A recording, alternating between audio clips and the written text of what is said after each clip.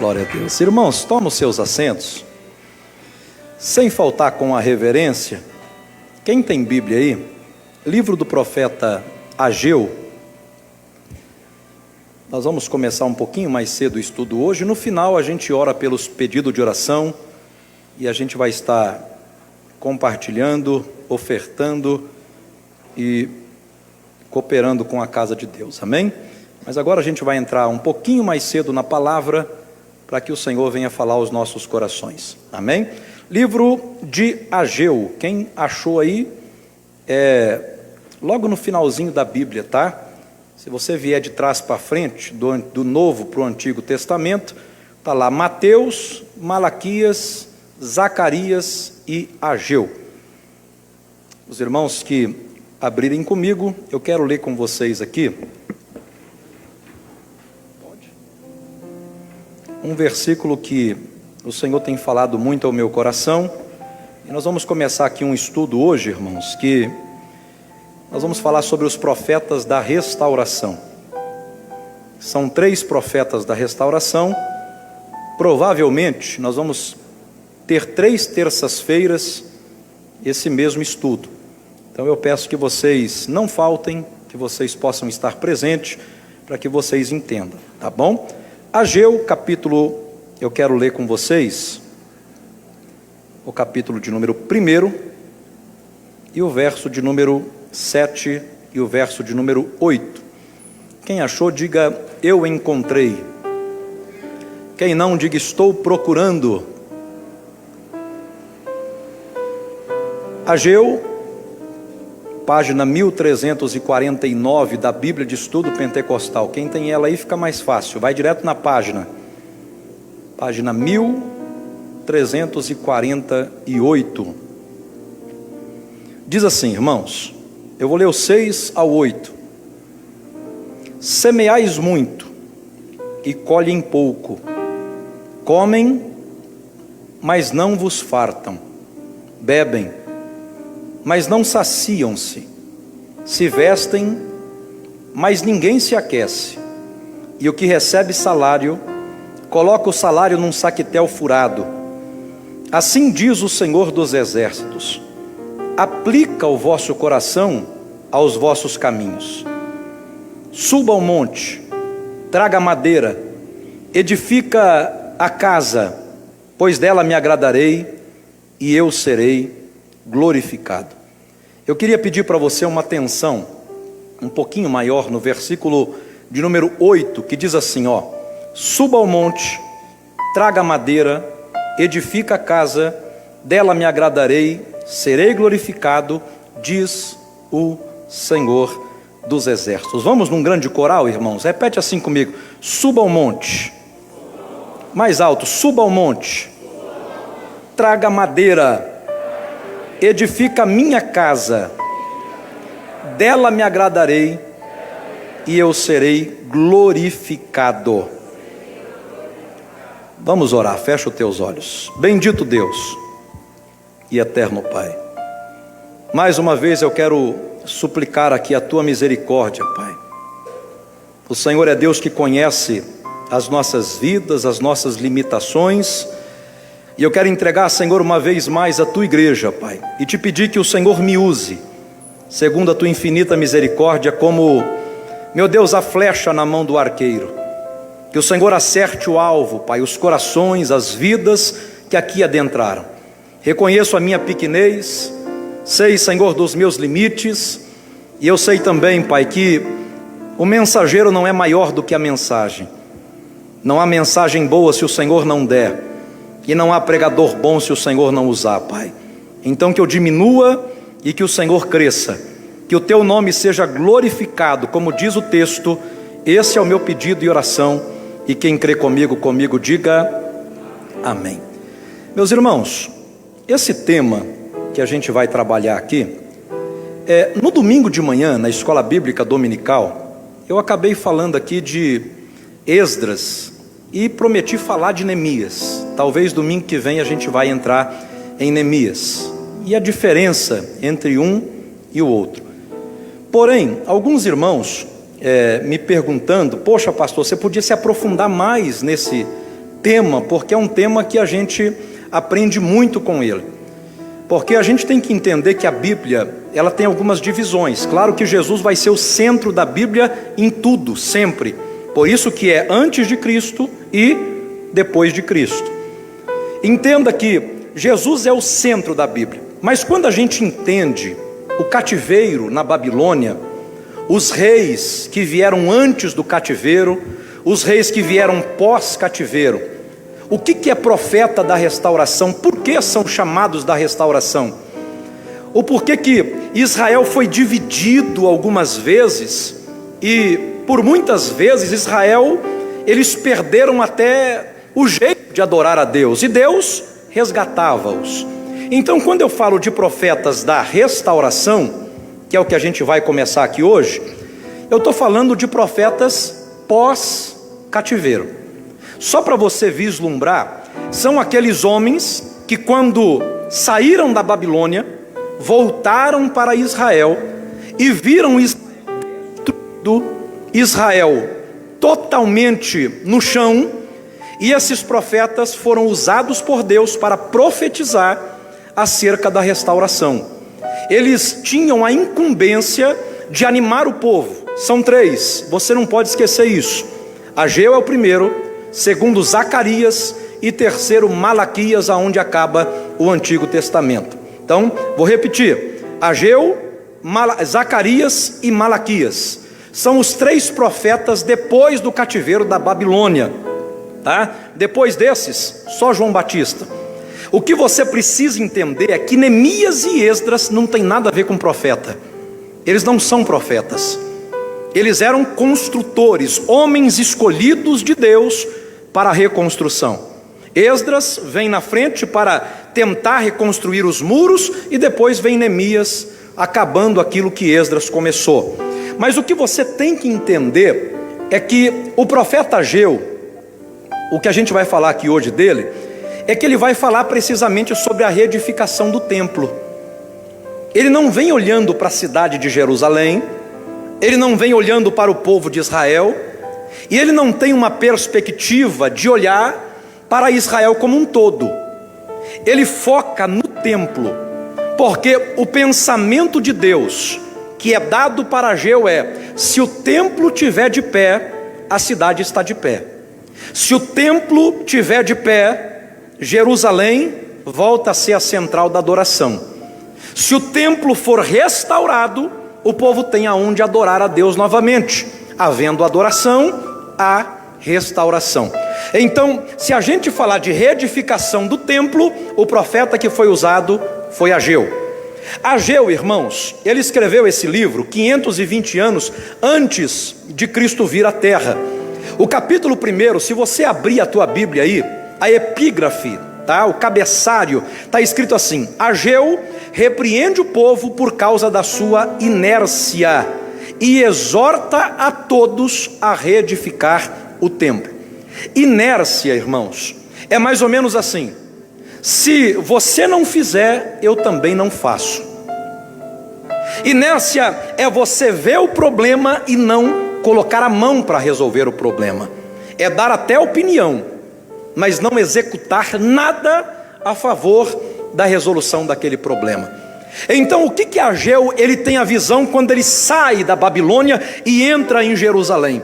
Ele entra, irmãos, exatamente num período que o povo tenta reconstruir, mas a Bíblia vai dizer que quando eles começam a levantar 4 pontas para levantar o altar, para Deus voltar a responder, porque tem 72 anos que Deus não responde, eles colocam as 4 pontas, levantam o altar e começam a clamar a Deus. Deus resolve responder, e Deus vai usar Ageu para responder aquele povo. E para você que não entende, Ageu era novo, era jovem. Ageu era ruivo, alguns vão dizer, cabelo avermelhado era a sua aparência. No meio de uma multidão, onde um altar com 4 pontas está tentando trazer a presença de Deus, Deus se manifesta no 2º ano do rei Dário, lá na Babilônia, que era rei dos medos e dos persas, e a Bíblia vai dizer que no 6º mês e no 1º dia a palavra do Senhor veio. Então a primeira coisa que a gente tem que tomar aqui como ênfase é que demorou 6 meses para Deus responder. Porque tem gente que prega que levantou ali e de repente eles colocaram a mão um na mão do outro e começaram a clamar e Deus respondeu. Não, demorou 6 meses. Está lá no versículo 1. No ano 2º do rei Dário. Aí está dizendo assim: no 6º mês, no 1º dia, aí veio a palavra do Senhor. E veio pelo profeta Ageu a Zorobabel. Eu falei aqui de Zorobabel domingo passado. Zorobabel, irmãos, ele era filho de Sealtiel. Zorobabel era príncipe do povo, era aquele que comandava tudo, mas na verdade não estava comandando nada, porque reconstrução é muito pior do que construção. Reconstruir é muito pior do que construir. Usa um exemplo de casa. Você pegar uma casa e levantar do zero tem trabalho.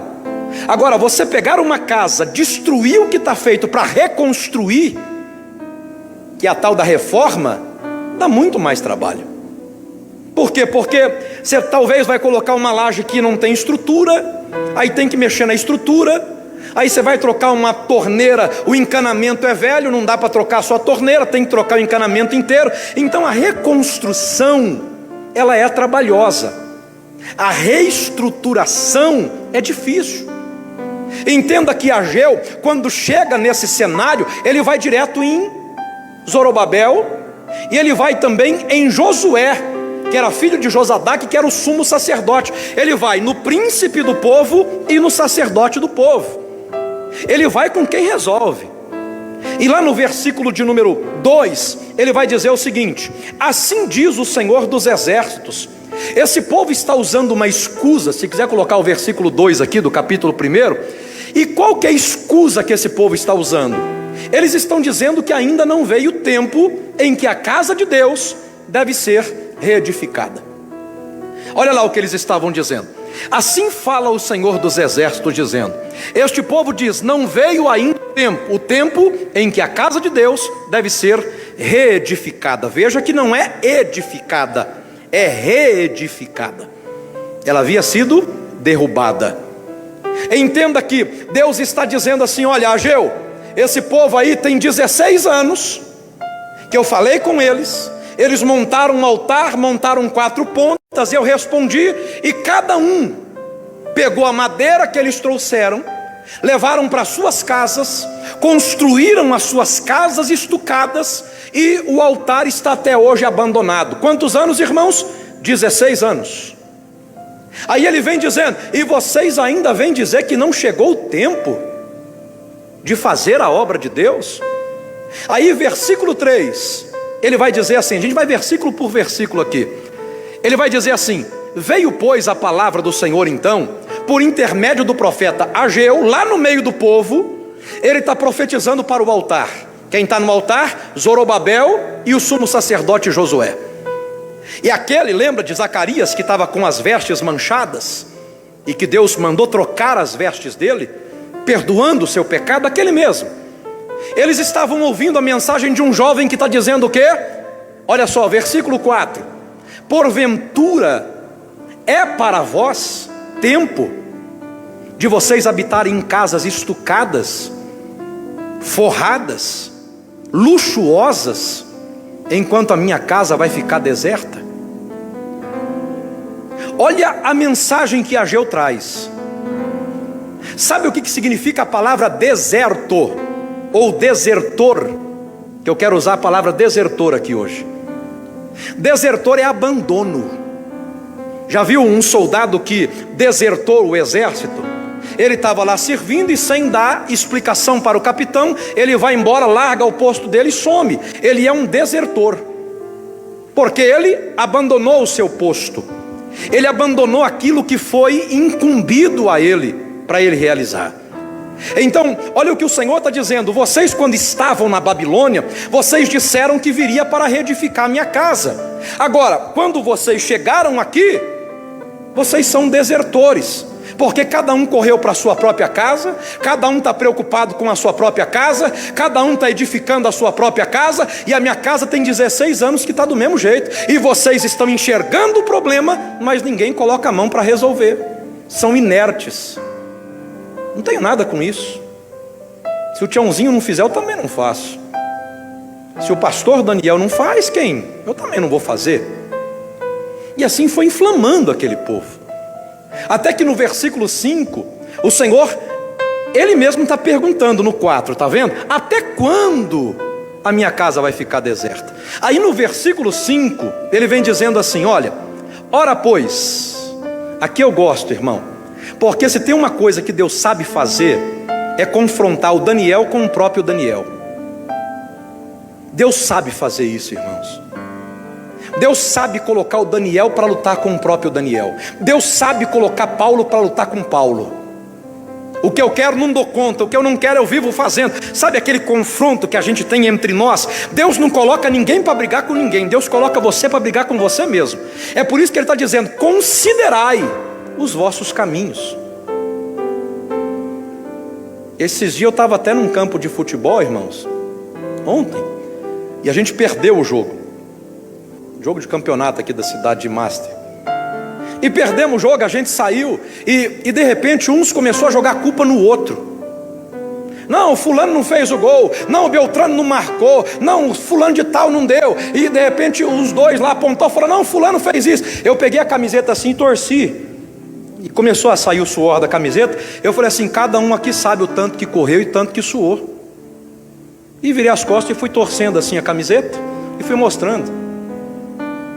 É a linguagem do futebol, né, Sebastião? Você que jogou bola, você sabe disso. Com boleiro não se discute, você mostra o quanto você correu. Aí tem uns que a gente fala assim, o suor desse aí cura câncer. Esse aí não soa uma gota, não correu. Porque não dá para enganar a si mesmo. Eu estou usando uma linguagem para você entender melhor. Aí eu só fiz isso ontem. Eu peguei, torci a camiseta, olhei para eles e falei, cada um sabe do que fez, e virei as costas e fui embora. E isso Deus está fazendo com a gente. Deus está dizendo assim, considera o teu caminho. Não dá para se enganar, ou se enganar, irmãos. Cada um sabe aonde Deus te chamou para fazer, e você não está fazendo. Cada um sabe a capacidade que Deus deu para fazer, e não faz. Tem pessoas aqui que Deus chamou para cantar, não está cantando. Para liderar, não está liderando. Para evangelizar, não evangeliza. Tem pessoas que Deus chamou só para cuidar de outras pessoas. E cada um de nós temos um cargo que foi dado por Deus e não pela igreja. Então, olha a sapiência e a sabedoria de Ageu, dizendo assim, irmãos, para de ficar com essa inércia, de ficar apontando o dedo um para o outro e dizendo, você não está fazendo, não é o fulano, não é o Beltrano, não, considera os seus caminhos. Eu vou mostrar como é que está a vida de vocês, para vocês avaliarem. Versículo 6, aí ele vai dizer assim, vocês estão semeando muito, estão colhendo pouco. Vocês até comem, mas vivem com fome. Não se fartam. Vocês bebem, continua com sede. Vocês se vestem, mas ninguém se aquece. E dentre vocês quem recebe salário está colocando num saquetel sem fundo. Coloca num saco furado. É a tradução da Bíblia. Recebe num saco furado. Aí Deus está confrontando Daniel com Daniel. Deus está dizendo assim, Daniel, você pode enganar todo mundo, Daniel, mas você está comendo e está com fome. Você está bebendo e está com sede. Você está se agasalhando e está com frio. Você está recebendo o salário e está colocando num saquetel furado. Versículo 7, olha, um por um eu estou indo. E ainda vocês estão me perguntando, jogando a culpa um para o outro? Não. Considerai os vossos caminhos. É a segunda vez que ele diz isso. Na tradução original do texto ele vai dizer, aplica o teu coração no teu caminho. Irmão, não precisa a gente ficar se debatendo. Daniel conhece Daniel. Eu sei de quem eu falo mal, eu sei de quem eu falo bem, eu sei as horas que eu oro, eu sei a hora que eu não oro, eu sei a hora que eu vacilo, eu sei a hora que eu conserto o meu vacilo, eu sei a hora que eu tropeço, eu sei a hora que eu me levanto, eu sei do que está errado e eu sei do que está certo. E não precisa Deus apontar o dedo para mim, porque está dizendo aqui, aplica o teu coração. É porque a gente vai fazendo as coisas sem o coração. Olha para alguém e fala assim: não dá para viver sem o coração. Linguagem do futebol: coloca o coração na ponta da chuteira. Não é assim? A mesma coisa é a obra de Deus. Não dá para vir aqui bater ponto e simplesmente a gente adorar a Deus, pregar uma palavra, virar as costas e ir embora. Irmãos, os dias que eu menos quero pregar é os dias que mais Deus fala comigo primeiro. É os dias que Deus marca encontro para me consertar. Como que Deus me conserta, pastor? Quando Ele pega o teu coração e coloca nos teus caminhos. Porque o teu coração, irmãos, é da onde sai tudo. Olha para alguém e fala assim: de lá sai tudo. Guarda ele, porque do coração sai as saídas da... É de lá que sai o amor, é de lá que sai o perdão, é de lá que sai o ódio, é de lá que sai a raiva, é de lá que sai tudo. Está aqui. Aí ele vai dizer assim, versículo 8: suba ao monte. Tem 16 anos que vocês estão procurando o culpado. Vocês estão jogando para cima do sacerdote e para cima do príncipe, que é Zorobabel e Josué. Mas a ordem é geral: sobe no monte. Na época de Salomão, eram 153.300 homens subindo no monte para cortar madeira. Quando Salomão foi edificar essa casa que foi derrubada, Salomão chamou 70.000 homens para cortar madeira lá no cedro. Aliás, lá no Líbano, que era o cedro, a madeira. Ele chamou 80.000 homens para pegar a madeira de lá e trazer. Quem já estudou a reconstrução do templo, ou a construção do templo teologicamente, sabe a reverência que era. Imagina 3 homens pegando um cedro lá no Líbano e trazendo, irmão. Não podia colocar no ombro esquerdo, tinha que ser no direito. Olha que coisa. Não podia colocar a madeira no chão. Por quê, pastor? Porque ia edificar a casa de Deus. Então a madeira, quando alguém queria descansar, subia-se uma ponta, trocava o que estava no meio. Quem já estudou sabe do que eu estou pregando, varão. Eles descansavam com a mão na madeira. Quem está no meio vai para a ponta, sobe a ponta, um segura, não põe no chão. Quer descansar no meio da viagem, levanta para o outro lado, corre os dois para lá e o daqui descansa. Mas o mandamento era: não põe no chão. E a gente está vivendo um tempo que a gente quer descanso, sombra e água fresca. E eu tenho uma mensagem para você: a obra de Deus não tem descanso, só no céu. Se está trabalhando, Deus vai colocar alguém que precisa do teu lado para você pregar para ele. Oh glória. Teve uma vez que eu estava lá em Caraguatatuba. Eu falei para Viviane: Vi, eu estou de férias, Vi, estou sossegado. E eu quero saber de pastor não, vou nem atender telefone, não quero saber de mais nada. E peguei o telefone, coloquei lá na casa e larguei tudo. E saía de manhã, voltava tarde, ia para a praia. E um dia eu estou sem camiseta, de bermudinha, e estou indo no supermercado. De repente me deu um estalo: coloca a camiseta para entrar no mercado. Do nada. E eu coloquei. Eu estou lá dentro do mercado com a Viviane, nós estamos comprando daqui, pegando de lá, e vai daqui, e vai de lá. Daqui a pouco, pastor Daniel, a paz do Senhor Jesus. Eu falei: não é possível, aqui em Ubatuba, divisa com Caraguatatuba.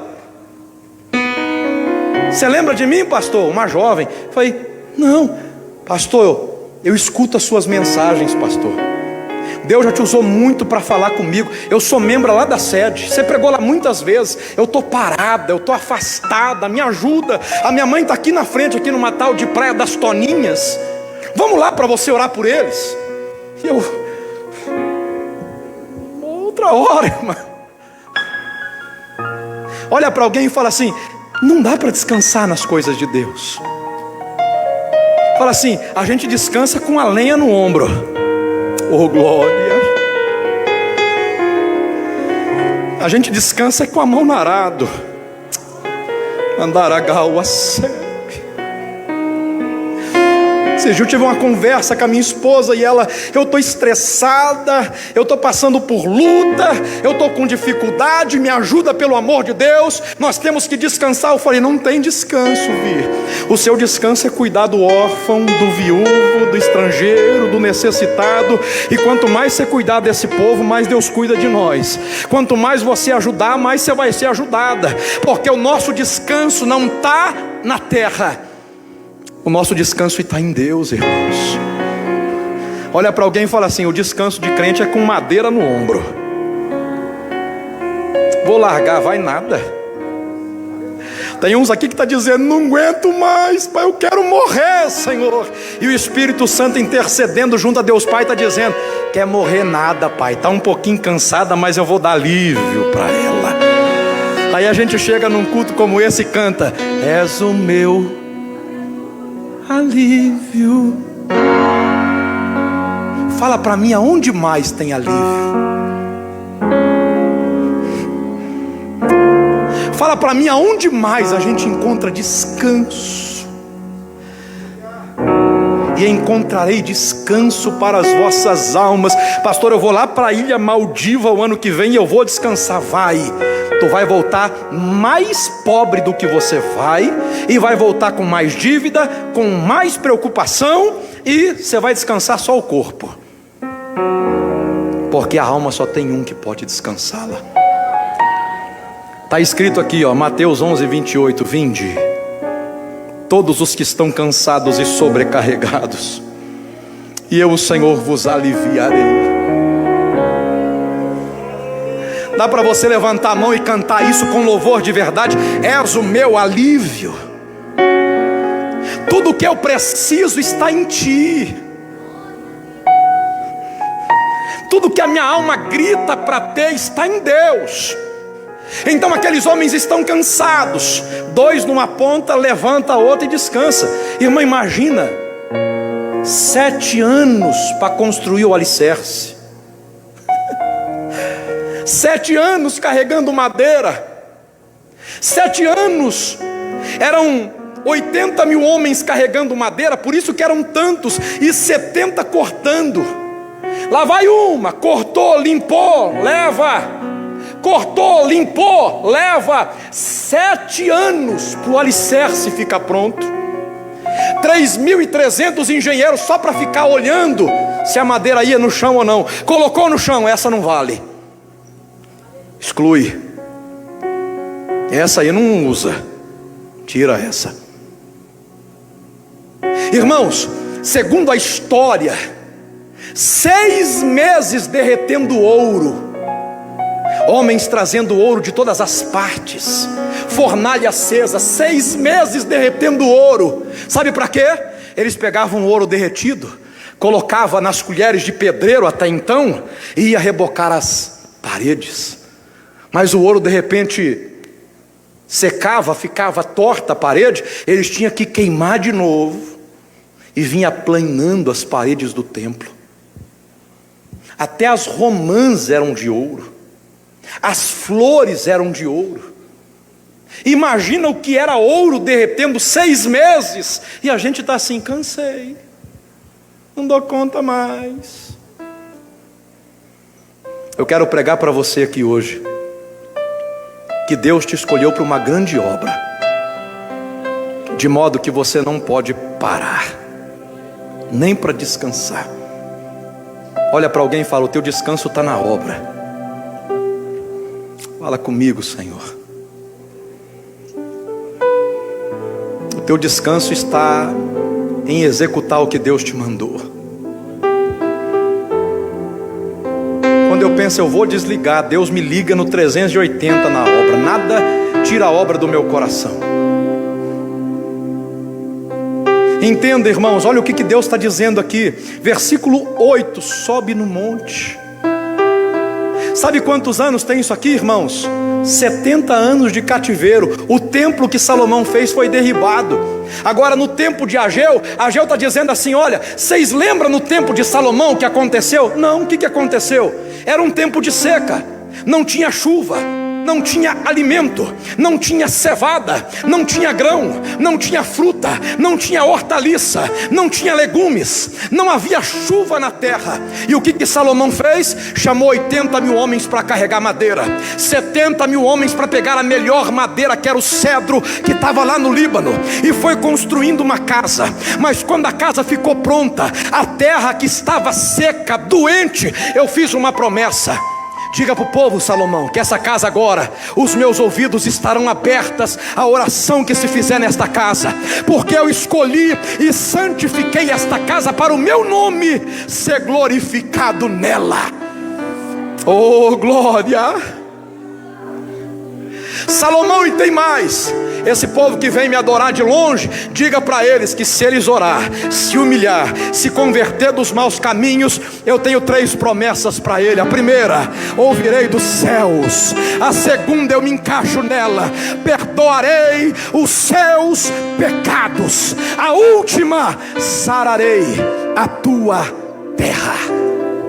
Pergunta para alguém: quer as terras saradas? Vai cortar madeira.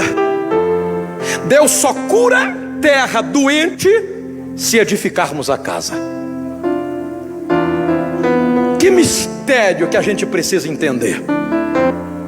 Salomão, por causa da casa pronta, eu vou voltar a dar chuva. A serôdia, a temporã, os frutos vão voltar a vir, os profetas vão voltar a profetizar. Eu vou abençoar essa casa. Ageu, esse povo quer resposta. Eu já provei que eu respondo num altar que tem 16 anos que está abandonado. Mas a mensagem é: manda eles subirem no monte e cortar madeira. Quando Deus falou sobe no monte e corta madeira, deu aquele: não pode ser qualquer madeira, não pode ser qualquer espécie. Nós temos que voltar a trabalhar de novo na obra de Deus. Estou pregando sobre o profeta da restauração. E a minha pergunta, primeiro para mim, consequentemente para você, é: que tipo de madeira a gente está trazendo?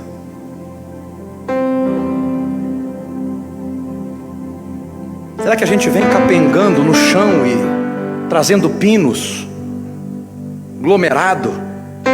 Não, vai colocando aí que dá certo, uma hora vai ficar tudo pronto. E o Senhor está dizendo assim: sobe no monte, corta madeira, edifica a minha casa, dela eu me agradarei. Olha para alguém e fala assim: quer agradar a Deus? Pergunta para alguém: quer agradar a Deus? Volta a fazer a obra. É isso. Quer agradar o Senhor? Coloca a mão no arado. Esses dias eu precisei tanto de uma resposta de Deus, tanto que só eu e minha esposa sabia o quanto eu estava clamando e suplicando e gritando a Deus por essa resposta. Eu cheguei a dizer assim: acabou, chega. E Deus usou um irmão aqui que nem ele sabe, num culto aqui que pregou para nós, né, Vê? O José Geraldo. Ele pregou o culto e falou assim: pastor, Deus trocou as vestes do sacerdote Josué, Deus levantou ele, Deus colocou ele de pé, e Deus colocou ele justificado perante a Satanás. Sabe por quê, pastor Daniel? Porque ele fazia a obra de Deus com excelência, e Deus ama quem faz as coisas de Deus com excelência. E eu estou lendo esse texto aqui, o Senhor está me trazendo à memória, e é isso que eu entendi da parte de Deus aquele dia. Eu falei: Deus, ainda tem esperança, tem um jeito, Pai, tem um jeito, Senhor, de eu agradar o Senhor ainda, mesmo em meio a tudo. O que nós estamos vivendo, desilusão, luta, dificuldade, inércia, casa arrebentada, e a reconstrução não vem, e quem está lá tem 16 anos e está do mesmo jeito. A gente olha para tudo e fala: Senhor, e agora, Pai? E de repente a gente acha uma solução. Qual é a solução, Senhor? Ainda tem possibilidade do Senhor se agradar comigo? Aí o Senhor fala: tem. Edifica a minha casa e dela eu me agradarei.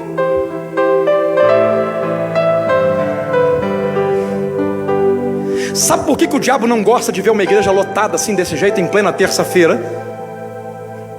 Por causa dessa parte aqui, ó: serei glorificado, diz o Senhor. Aqui tem gente, eu tô sabendo, irmão, tem gente aqui que a noite passada, aliás, retrasada, lutou com suicídio.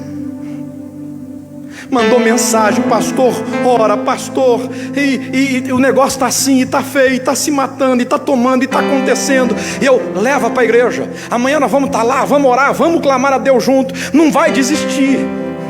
Aqui tem pessoas que conversam comigo que eu sei que está sem esperança, que está sem da onde tirar, que não sabe o que fazer mais da vida.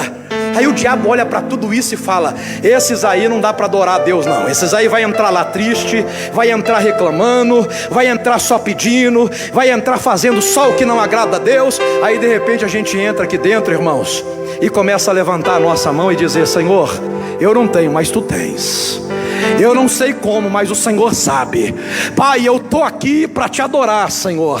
E essa frase Satanás não suporta, porque a partir do momento que Deus é glorificado, a partir do momento que o nome dEle é exaltado, Ele começa a dar condições para a gente executar a obra dEle na terra. Aí Ele levanta Zorobabel, aí Ele levanta Josué, aí Ele começa a trazer à existência aquilo que não existe. E Deus está mandando eu pregar: volte a fazer a obra de Deus com excelência. Tem algo em você que agrada a Deus, e Deus está querendo. Eu disse assim: Senhor, tá bom, Pai, desde os 14 anos foi a minha primeira ministração, dirigindo igreja desde os 19 para os 20 anos. 20 anos eu estava dirigindo igreja. Falei: Senhor, tá bom, a metade da minha vida. Levanta alguém, deixa eu nos bastidores, Pai, tá bom demais. É 26 anos pregando, é 20 anos dirigindo igreja. Deu, Pai. Não tem repertório. Na hora que a gente não sabe de onde vai tirar uma mensagem, na hora que eu abro a Bíblia e falo: Deus, essa aqui eu preguei semana passada, essa aqui é a retrasada. Oh Deus, o Senhor fechou a fonte da revelação, o que está acontecendo? Senhor, aí eu começo: prega fulano, hoje não dá. Fulano, vai lá. Não, hoje não tem jeito não. Aí o Espírito Santo fala assim comigo: é com você, filho.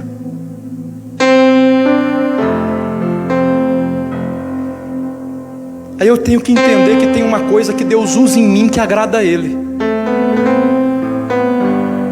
Não é algo meu, é algo dEle. Mas quando está sendo usado, automaticamente está edificando casas. Corta a madeira e edifica a casa. Irmão, quando Deus usa o que Ele me deu, Ele usa o que Ele mesmo me deu. Casas são edificadas. Deixa eu pregar. Aí vem uma irmã como a irmã e fala: pastor, estou desesperançado, não durmo, não tem jeito, não tem. Eita. E o Espírito Santo começa a pregar a mensagem. Aí vem na terça, aí vem no domingo, aí vem na outra terça, na outra quinta-feira já muda a conversa. Pastor, agora eu estou aqui para agradecer a Deus, porque Deus está trabalhando ao meu favor, pastor. Então isso é a madeira que é cortada, o Senhor vai podando, mas a casa vai sendo edificada. É uma casa menos com depressão, é uma casa menos com suicídio, é uma família menos tentando parar por causa do desemprego. Eu estou pregando que Deus te deu algo e você vai ter que usar para edificar pessoas. Não dá para parar. Olha para alguém e fala assim: não dá para parar.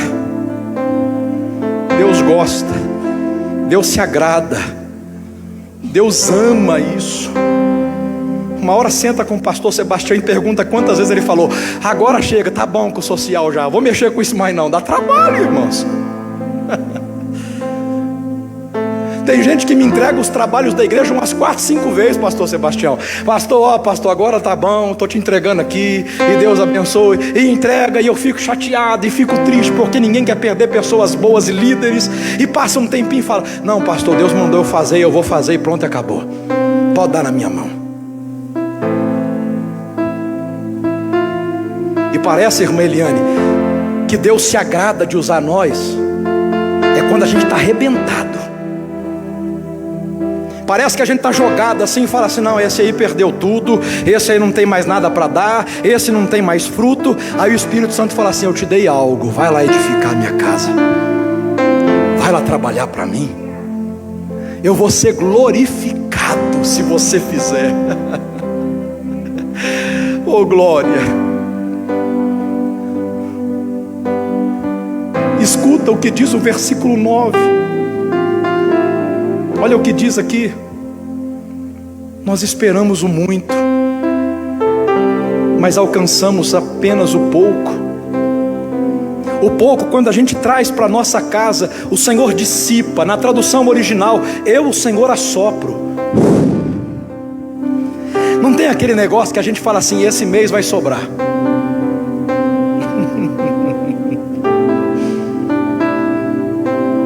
Esse mês vai dar certo. Eu e a irmã Viviana juntamos as nossas contas e fizemos uma conta conjunta, e agora nós estamos usando tudo junto. Aí ela falou assim para mim, falou assim: peraí, você está fazendo as contas aí, mas não vai dar, Daniel. Eu falei assim: Viviane, é todo mês assim, não vai dar. Daniel, mas você é doido, não vai dar certo. Como é que você vai fazer? Da onde você vai tirar? O carro está quase sem gasolina e lá não está tendo jeito. O que nós vamos fazer? E eu falava assim: tem muitos anos que é assim, Vi. Eu que errei de esconder de você, de ficar calado, mas agora é bom que você vai ver o quanto de milagre que Deus faz, o quanto de milagre que Deus realiza, o quanto de providência que Deus manda. Tem uma irmã que me adotou lá dos Estados Unidos, irmão. Todo mês ela manda R$1.000 de oferta. Todo mês. Todo mês. 1.000. O Bolsa Família não dá, Jesus manda lá dos States.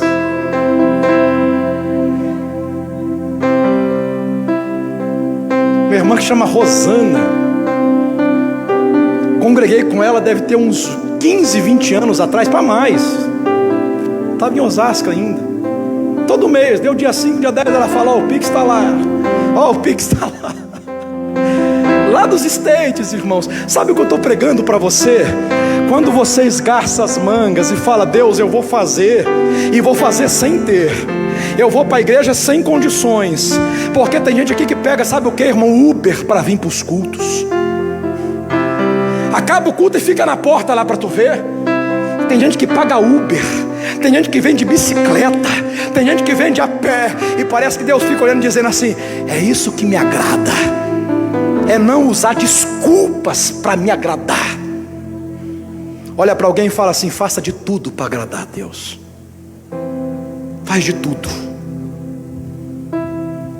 Porque senão, irmão, a gente vai sempre esperar o muito e vai alcançar o pouco. Eu estou encerrando já. 5 minutinhos. Olha o que está dizendo aqui: por causa disso o Senhor assopra, não sobra. Aí vem dizendo assim: diz o Senhor dos exércitos, por causa do que não sobra? Da minha casa que está deserta, enquanto cada um de vós corre para a sua própria casa. Levanta a mãozinha direita. Repete comigo assim: enquanto eu cuido das coisas de Deus, Deus cuida do que é meu. Repete mais uma vez: enquanto eu cuido das coisas de Deus, Deus cuida do que é meu. Por que não sobra? Por que é saquetel furado? Por que come e está com fome? Por que bebe e está com sede? Por causa da minha casa que está deserta. É por causa disso aqui, ó. Não deixa as coisas que Deus colocou na tua mão deserta. Tem pessoas que Deus vai colocar na tua mão para você cuidar dessas pessoas. E isso, irmão, mexe com Deus. Foi pregado aqui domingo. Entra lá dentro e faz primeiro o bolo para mim. Irmão, isso mexe com Deus. Irmão Wesley pregou isso. Imagina 2 filhos com fome, a mãe fazendo um único bolo. O bolo era ruim, irmãos. Farinha e óleo. Ruim. Farinha e água. Pegou alguns cavacos de lenha para fazer. Só que quando o profeta disse, faz para mim primeiro, irmão, quando ela vai fazer o bolo, e Deus vê o mesmo carinho, o mesmo afinco, quando Deus vê o mesmo esmero, e ela vem com o bolo quentinho, lá dentro de casa a lenha acabou, lá dentro de casa o azeite acabou, lá dentro de casa não tem mais farinha, lá dentro de casa tem 2 filhos na cama com fome, mas ela vem vindo na direção do profeta e fala, está aqui. Imagina Deus dando aquela cotovelada, irmão, sabe? Profetiza para ela, Elias. Quer? Profetiza para ela, Elias. Essa aí me agradou. Como assim, Senhor? Abre a boca que eu vou falar. Essa viúva aqui em Sarepta é pagã, sabe nem quem sou eu, mas eu vou falar com ela e vou mostrar que eu sou Deus, pela atitude que ela está tendo. Ah é, Senhor? É, então tá bom, vou abrir a boca. Quando ele abre a boca, tão certo como ele vive, em cuja presença eu estou agora, que não faltará farinha na tua panela, nem azeite na tua botija, até que volte a chover novamente. O tempo é de seca, mas a profecia é, enquanto não chover, Deus vai cuidar de você. Isso é magnífico, irmãos. Se fosse talvez eu ou você, a gente pegava o bolo, partia em 2, falava, come rapidinho, filho, para o profeta não ver, e eu vou lá dar uma desculpa para falar que acabou. Ih, profeta. Olha para alguém e fala assim, está agradando a Deus ou não? Versículo 10, eu estou encerrando, estou chegando onde Deus quer. Por isso o céu retém. Isso aqui é forte. Dá para brigar com o céu fechado, irmãos? Dá, pastores? Dá, irmãos? Sim ou não? Quando o céu está fechado, dá para brigar, pastor Henrique? Dá para brigar, irmã Vânia? Não dá. Quando Deus faz assim, ô José Augusto, o céu está fechado, a chave está no meu bolso, quero ver quem abre. Irmão, não tem o que fazer. Só tem uma forma, é voltar a agradar a Deus. Quando o céu está de bronze, quando não chove, a terra está doente, não tem fruto, não tem cevada, não tem grão, não tem nada nascendo. Salomão me ensinou a receita. Sobe para o monte. Não pega qualquer madeira não, pega as melhores.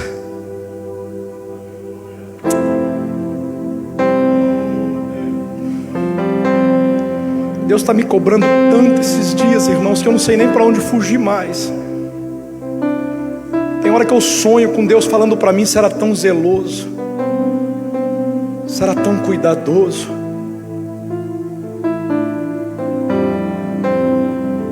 Você olhava para tantos detalhes.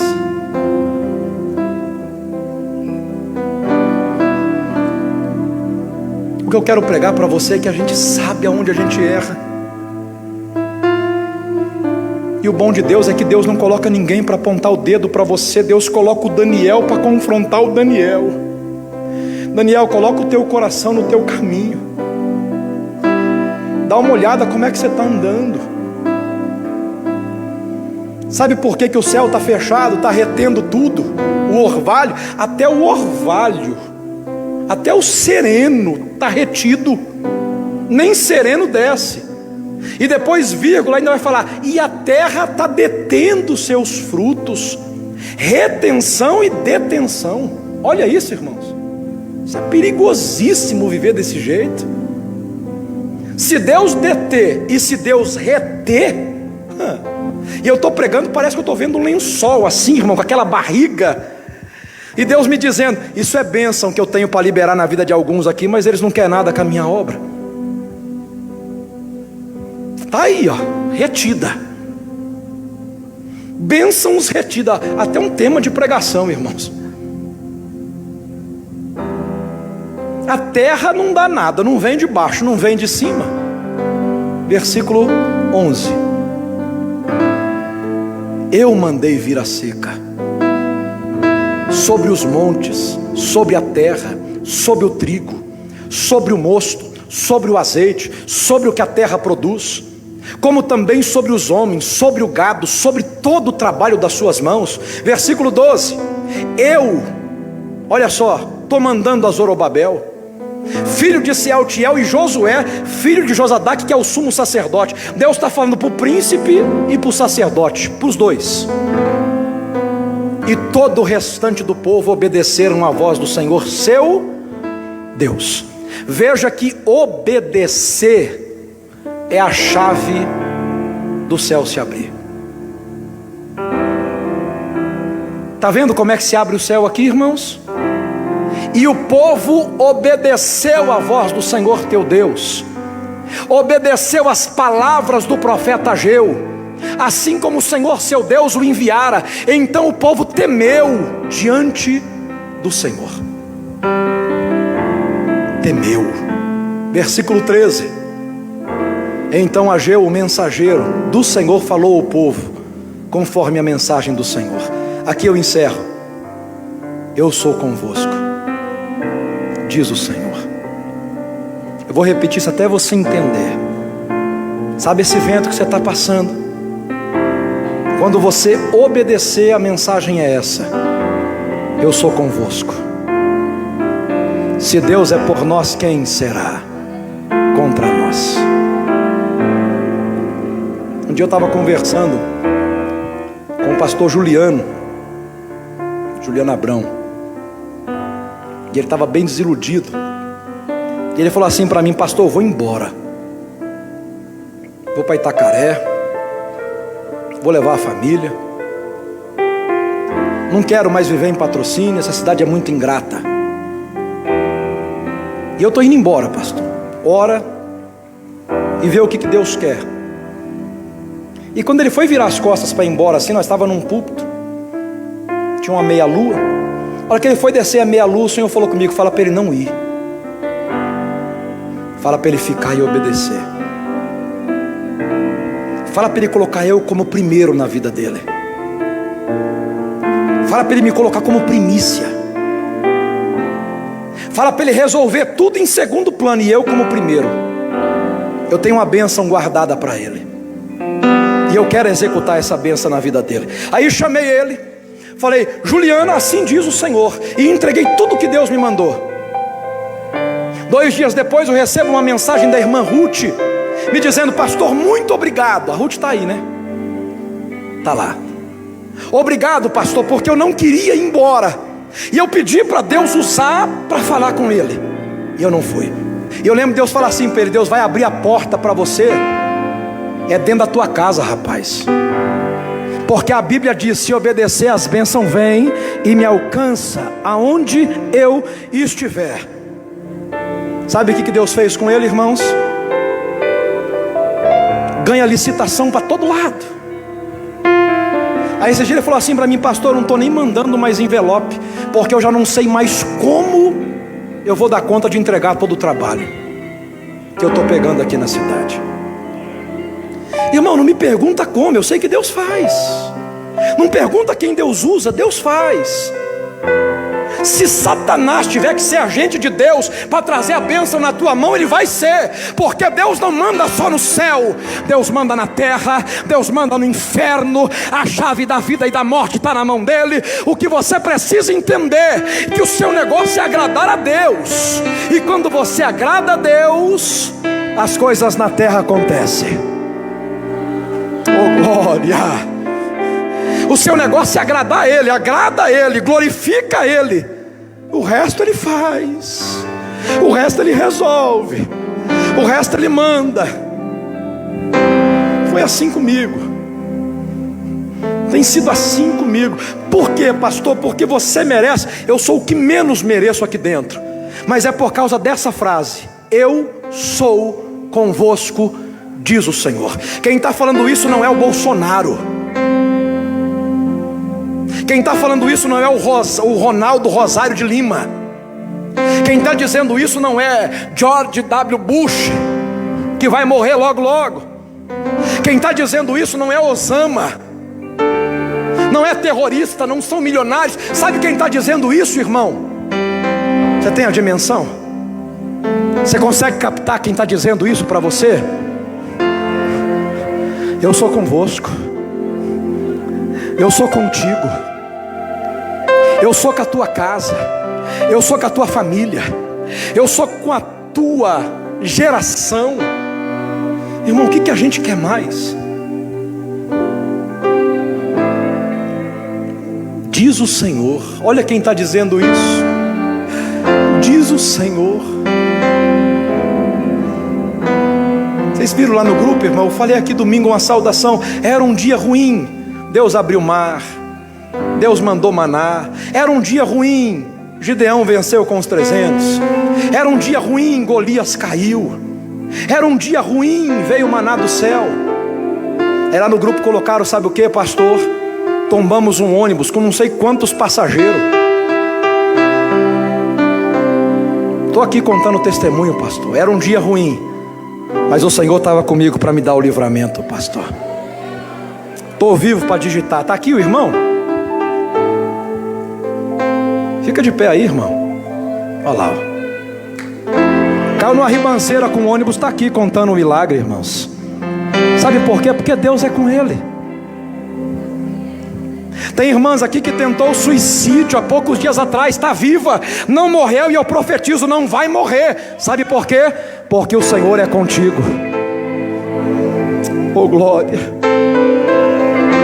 Alguém olhou para você e disse: vai quebrar, vai falir, vai separar, não tem mais jeito. O Senhor está dizendo: eu sou contigo, eu estou com você nessa, eu não te abandono nessa, eu não viro as costas para você nessa. Irmão, o que mais a gente quer? Pelo amor de Deus, me explica.